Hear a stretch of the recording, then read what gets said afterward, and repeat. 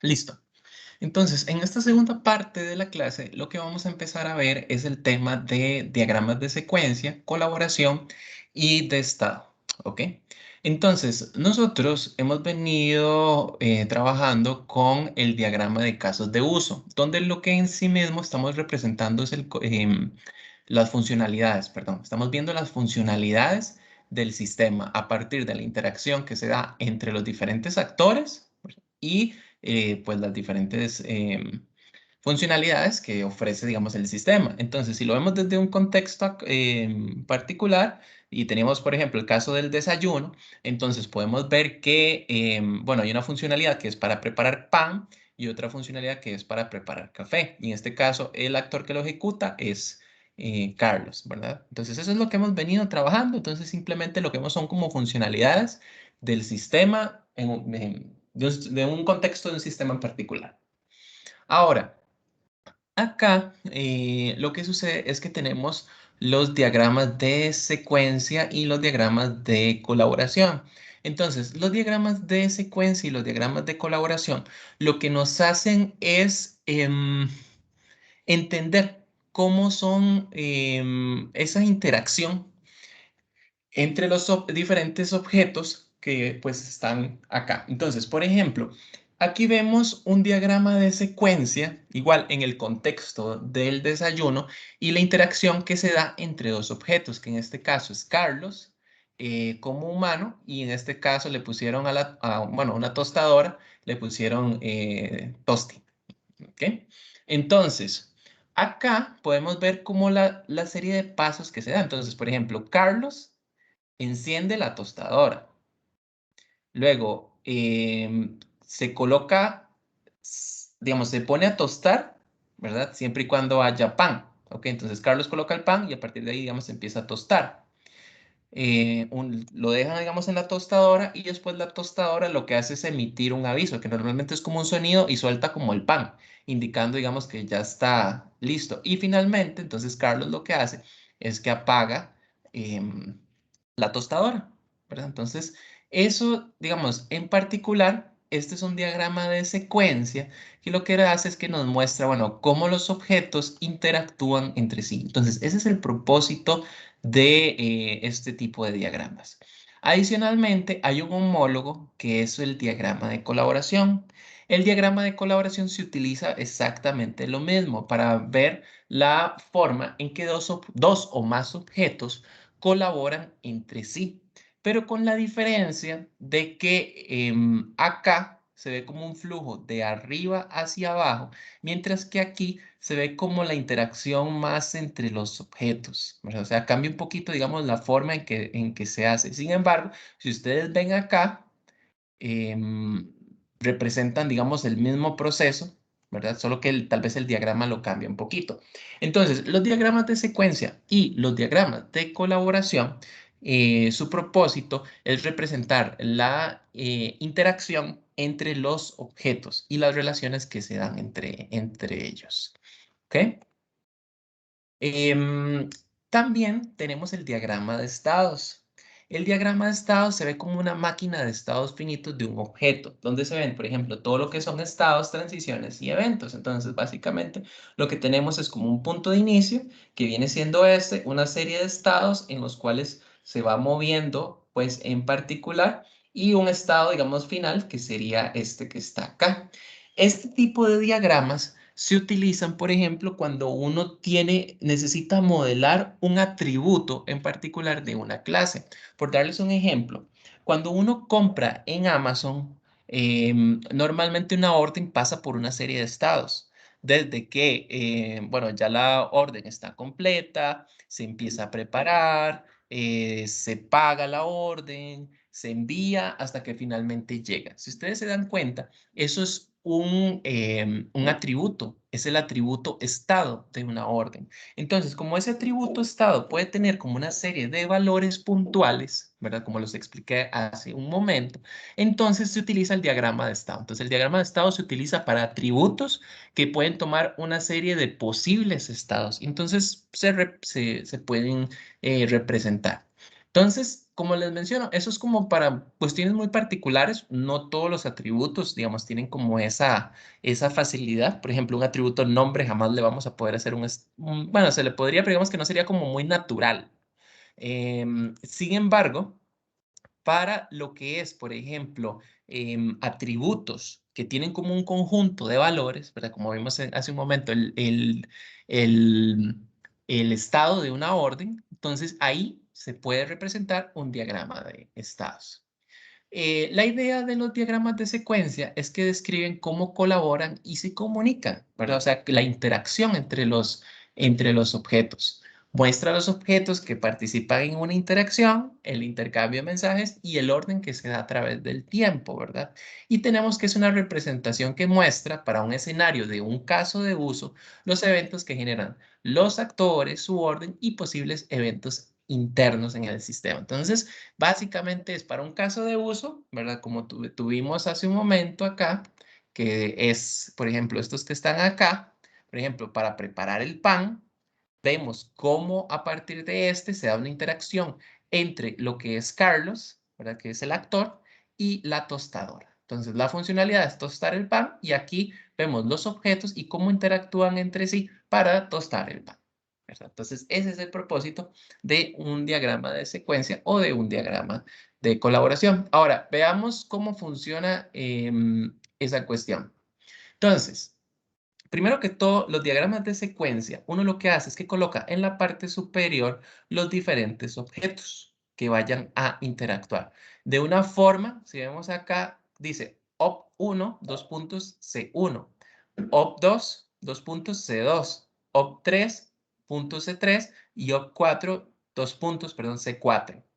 Entonces, normalmente uno lo que hace es que coloca el nombre de la instancia, como ven por ejemplo acá, y el nombre de la clase después. Entonces, si vemos el caso inicial que teníamos, entonces vemos que la instancia es Carlos, que es un objeto de tipo humano o de la clase humano. Y tenemos a Tosti, que es una instancia de tostadora. Entonces, esa es la forma en que se coloca, digamos, en la parte superior se colocan todos los objetos. ¿Ok?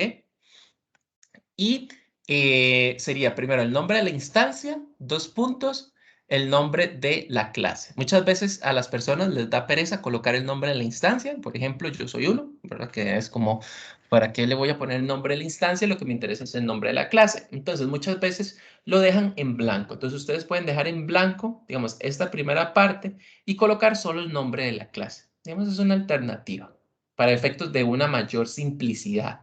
¿Ok? El diagrama nos lo permite. Acá tenemos, digamos, algunos aspectos importantes. Por ejemplo, tenemos que estos son como las líneas de vida, pero significan este que está, por ejemplo, acá o este que está por acá. Es una línea de vida, significa el tiempo de vida que tiene, pues, ese objeto a través del tiempo. Normalmente cuando llegan aquí al final estamos hablando que pues ya el objeto se destruye, ¿verdad? Sin embargo, nosotros podríamos hacerlo de forma explícita con una X marcando la destrucción. Si no se colocan, o sea, se puede colocar la X o no se puede colocar nada. Yo particularmente nunca coloco nada. Significa que ya cuando llego acá, pues el objeto se destruyó. Igualmente está el tema de la creación. Hay varias formas, digamos, y las cuales ustedes pueden indicar la creación. A mí es que particularmente no me gusta, pero bueno, se puede colocar marcando con una flecha. Cuando ustedes marcan sobre una flecha que pega sobre un objeto, significa que lo crearon. Ujú. Yo particularmente, no sé, siento que no le agrega como mucho valor, entonces prefiero evitarlo. Como por ejemplo en el caso de C3 y C4, que en realidad nunca importó en qué momento se crearon. ¿Ok? Entonces, ustedes pueden colocar, marcarlo con una flecha, así como está indicando que se crearon, o simplemente empiezan a trabajar partiendo del hecho que se crearon y a nadie le importa el momento en que fue realizado. ¿Ok? Entonces, bueno, eso por acá. Luego, ¿qué más tenemos que se puede hacer por acá? Tenemos mensajes, ¿verdad? Esto lo que significa es que, por ejemplo, en este caso, el objeto, por ejemplo, vamos a ver, algún mensaje que se esté dando. Por ejemplo, estos que están acá, que dice OP3W, que se está dando entre C3 y C4, significa que se están comunicando, o sea, que está dando como una acción entre los objetos, alguna interacción. Si vemos, por ejemplo, acá, vemos a Carlos y vemos a la tostadora y él dice encender.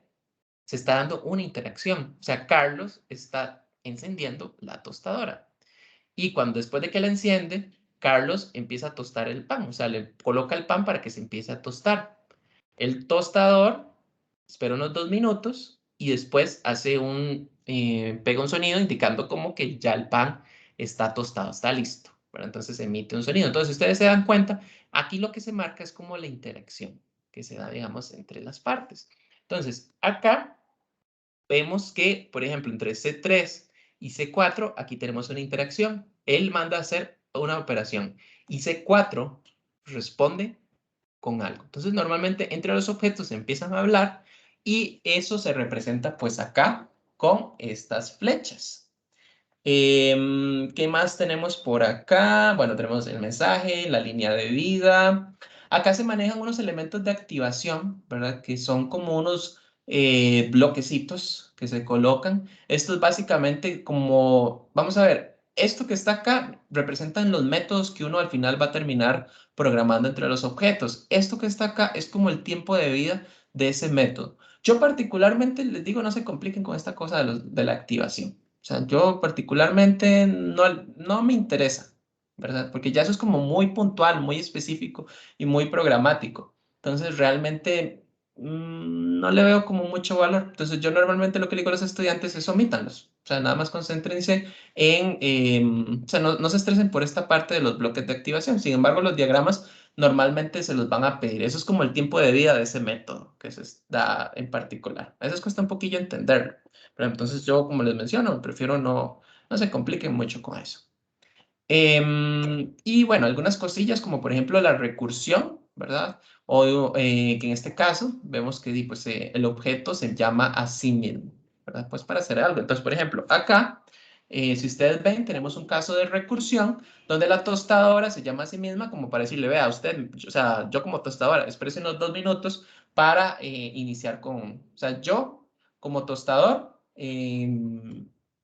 esperé 2 minutos mientras se calienta. Una llamada, digamos, un mensaje de mí para mí. Aquí también pasa en lo mismo, entonces se puede representar la recursión. Existen algunas opciones como por ejemplo manejar un if-else, ¿verdad? Una parte digamos condicional, si ustedes necesitan hacerlo, simplemente pueden partir el flujo dependiendo de alguna condición. Entonces, por ejemplo, ustedes dicen si x es mayor que 0, en este caso, llame a esta que está acá, pero si x es más bien menor, entonces llama a este otro que está acá. Entonces, eso, digamos, en particular, pues es algo que se puede demandar. O sea, podemos manejar con condicionales. Entonces, ¿cómo se hace esto? Entonces, lo primero identificamos los objetos que intervienen. Entonces, en este caso tenemos a la clase A con la clase B y marcamos sus líneas de vida. ¿Ok? Em, Normalmente podemos colocar el nombre de la instancia, ¿verdad? El nombre de la instancia es opcional. Si ustedes quieren, le colocan un nombre a la clase A. Si no, tranquilos, no le ponen nada. 2 puntos, nombre de la clase. ¿Ok? Luego, después de eso, entonces empiezan a marcar los mensajes. Entonces, por ejemplo, la clase A la clase B le manda un mensaje. Y la clase B a A le manda otro mensaje. Entonces, se empiezan a enviar los mensajes. Y con eso vemos la interacción que se da entre los diferentes objetos. Esto que está acá, igual que cuando habíamos visto en diagramas de clase, es un comentario. Entonces, podemos documentar nuestro diagrama colocando este señor que está pues propiamente acá. Ya les mencioné lo de crear el objeto. Simplemente cuando una línea pega contra un objeto significa que lo acaba de crear.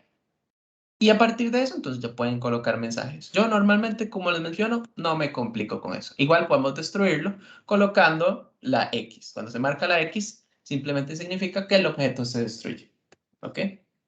Mensajes condicionales, como lo vimos hace un momento, dependiendo de alguna condición en particular que nosotros coloquemos acá entre un paréntesis cuadrado, podemos decir que se llama a uno, bueno, que se da una llamada propiamente entre ellos. Dependiendo de una condición, entonces se hace la llamada.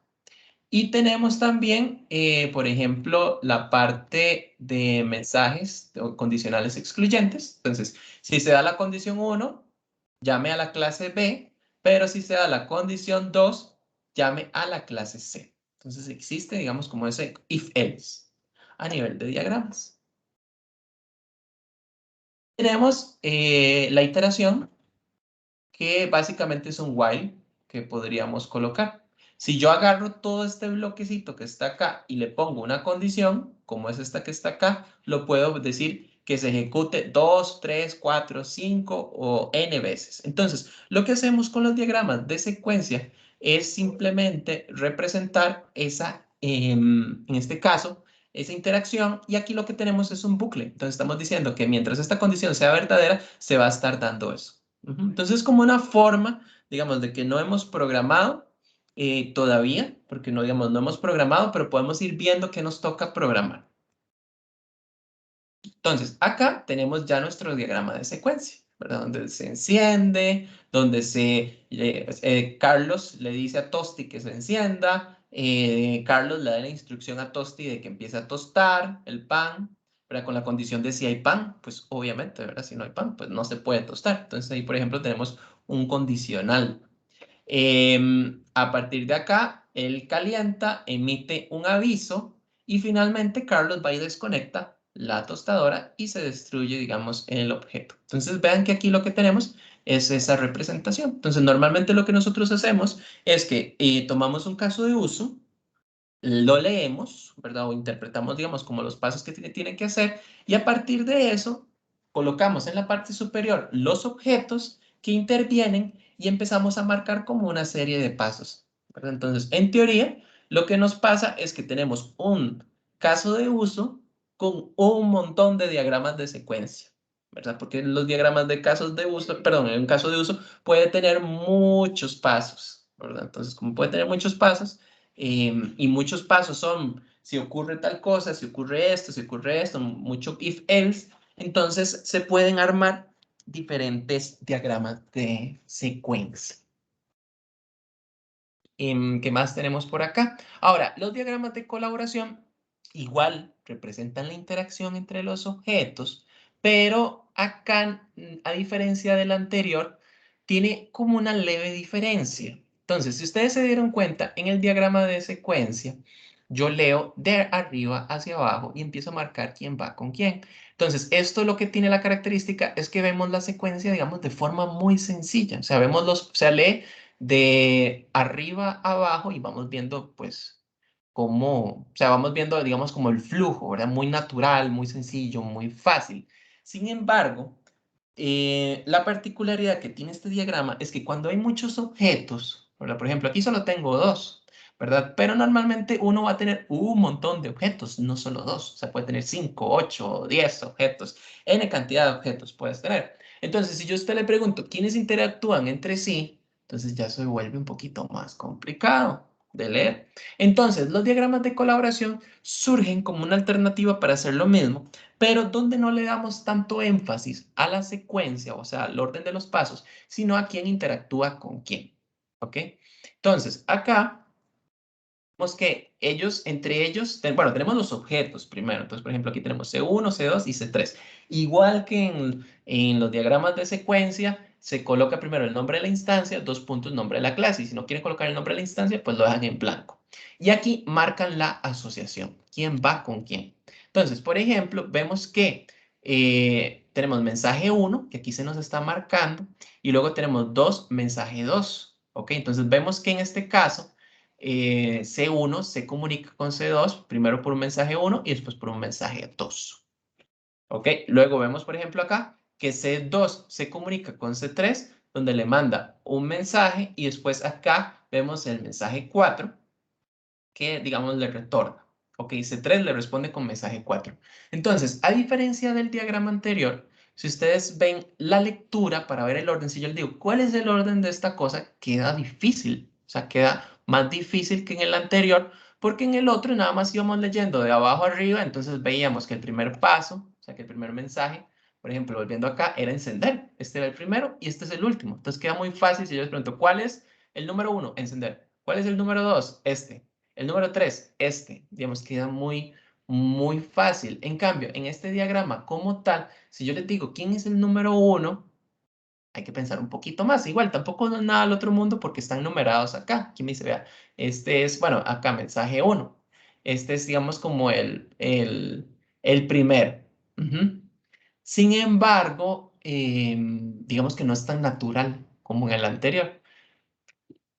No obstante, acá la diferencia es que si yo les digo quién interactúa con quién, entonces ustedes dicen, muy fácil, C1 con C2 y C2 con C3. Queda muy fácil perdón, quién interactúa, qué objeto interactúa con qué otro objeto. Entonces queda muy sencillo, muy sencillo. Y luego tenemos la conversión entre los diagramas. Entonces, por ejemplo, si nosotros necesitamos transformarlo, porque al final de cuentas lo que nos interesa es representar lo mismo. Acá, si ustedes se dan cuenta, tengo C1 y C2, donde primero viene mensaje 1 y después viene mensaje 2. Y a cada uno se le dice quién va con quién. Entonces, los dos representan lo mismo, la interacción entre los objetos para algún caso de uso particular. Lo que cambia es la forma en que se hace. ¿Ok? Aquí en particular vemos la secuencia de arriba hacia abajo. Aquí vemos la colaboración entre los objetos. ¿Quién colabora con quién? Para generar ese flujo. Entonces, los dos son para lo mismo, con la diferencia de que en particular lo que cambia es la forma en que se muestra, pero los dos representan lo mismo.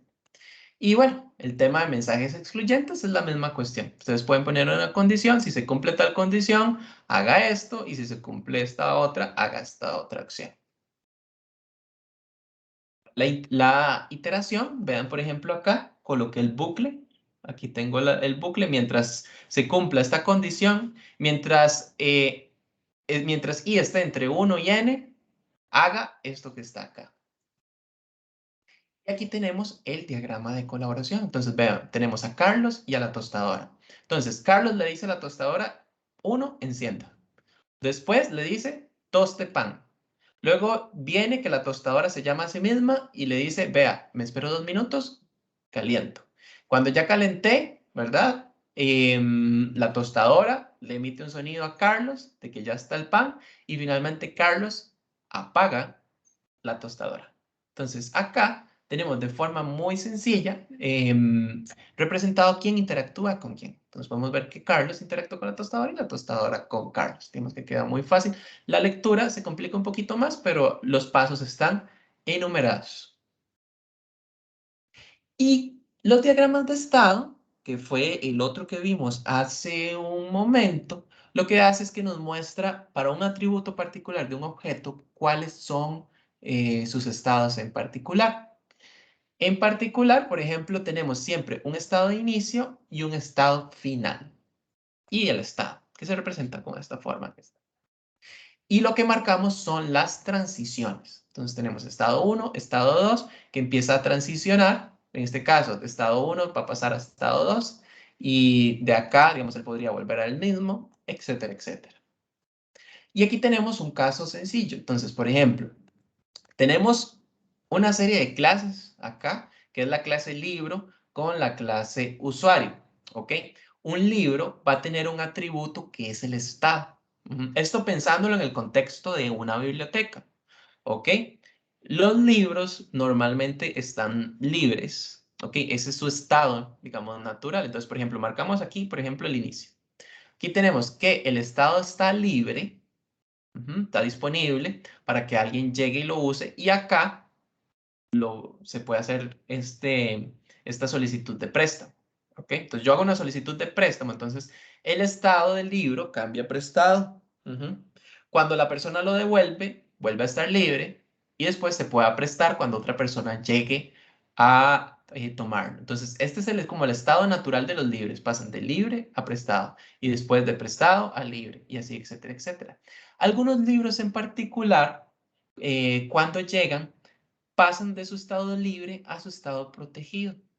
Normalmente un libro llega y entra y está disponible y cuando se observa, por ejemplo, que ya sea que el libro es muy caro o que el libro tiene una alta demanda y hay muy pocos, entonces se le pone un estado de protegido. Ese protegido es, por ejemplo, una reserva, lo que en las bibliotecas se llama una reserva, es una condición, digamos, donde el libro, digamos, no está disponible, digamos, para que las personas se la lleven a la casa, sino que normalmente se le presta 2 horas, es como normal, 2 o 4 horas, ahorita no recuerdo, y la persona lo puede usar ahí, ya sea para leerlo, ya sea para sacarle copia dentro de la misma biblioteca, pero hasta ahí, digamos, todo llega a ese punto, ¿ok?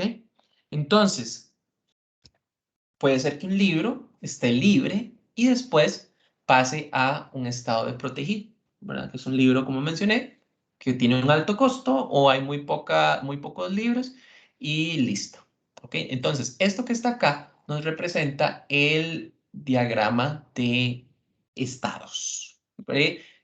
Propiamente el atributo estado del libro. Ujú. Entonces, esto es un diagrama de estado. Simplemente para un objeto en particular, para un atributo puntual, se coloca como esa transición entre estados que se va dando. ¿Ok? Y eso sería con respecto a diagramas de estado. ¿Ok? Entonces, ¿qué vamos a hacer ahora en lo que nos queda de la lección? Entonces, lo que vamos a hacer es que espérenme un momento. Vamos a ver, programación orientada a objetos. Ok, vamos a ver prácticas.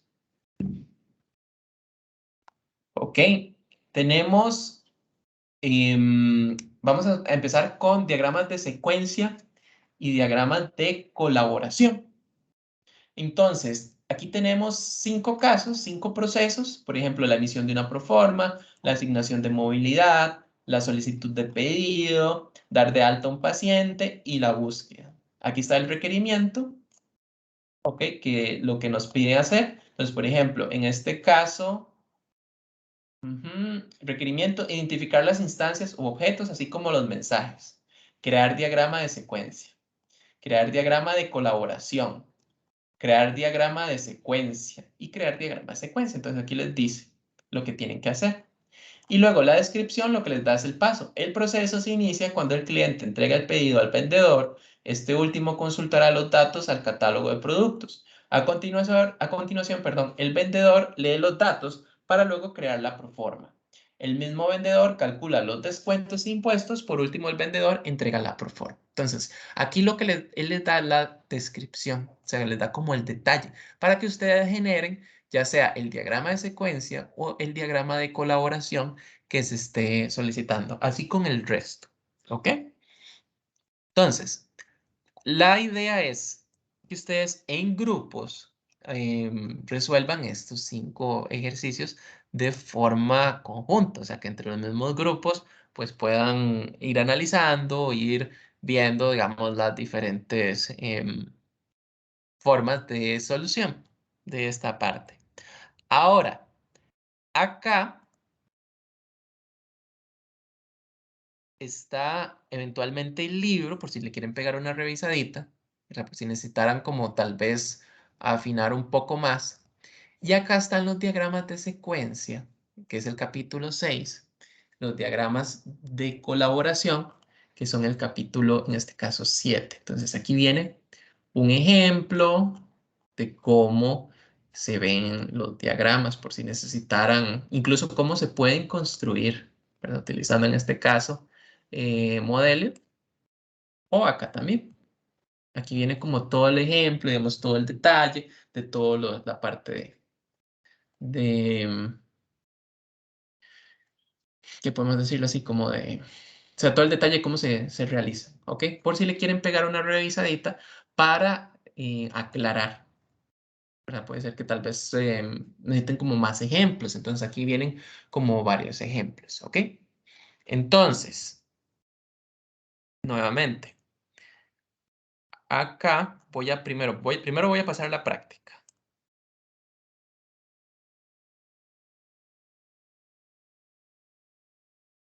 Ok, vamos a convertir la PDF.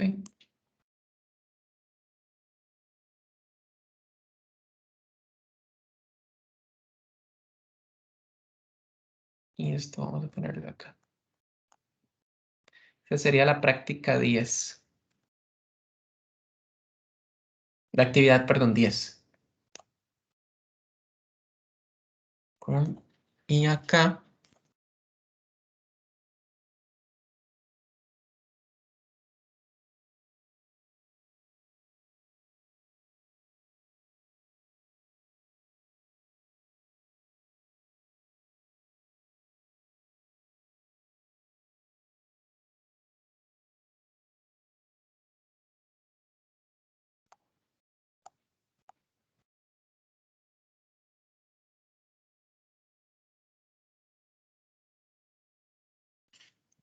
Y entonces la acabo de compartir en el grupo. Entonces ya en el grupo está la práctica 10.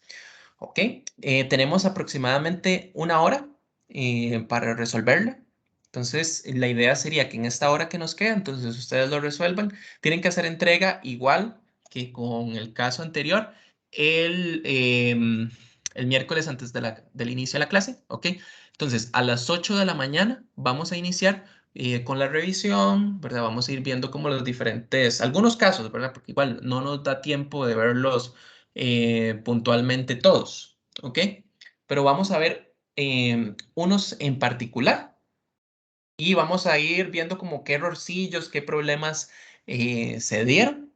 Entonces, ya una vez dada la clase, o sea, la exposición teórica y que nuevamente les indico, ahí está el libro por si quieren revisar un poquito, digamos, con mayor detalle, ¿verdad? A ver como más ejemplos. Entonces, necesito que traten de resolver, bueno, no, que los resuelvan, no es que traten, es que los resuelvan. Estos 5 ejercicios en sus grupos, pueden ser los mismos equipos de trabajo con los que han venido desarrollando el laboratorio y que hagan entrega el miércoles a las 8 de la mañana, porque es una actividad que se va a calificar. Y a las 8 de la mañana, entonces el miércoles, procedemos a hacer la revisión del, de algunos ejercicios para ver cómo les fue justo, digamos, la misma dinámica de lo que hicimos en la clase de hoy. ¿Ok? Entonces, listo. Procedo a detener la grabación para que les quede por acá. Y una vez que esté lista, entonces se estaría colocando en Tech Digital.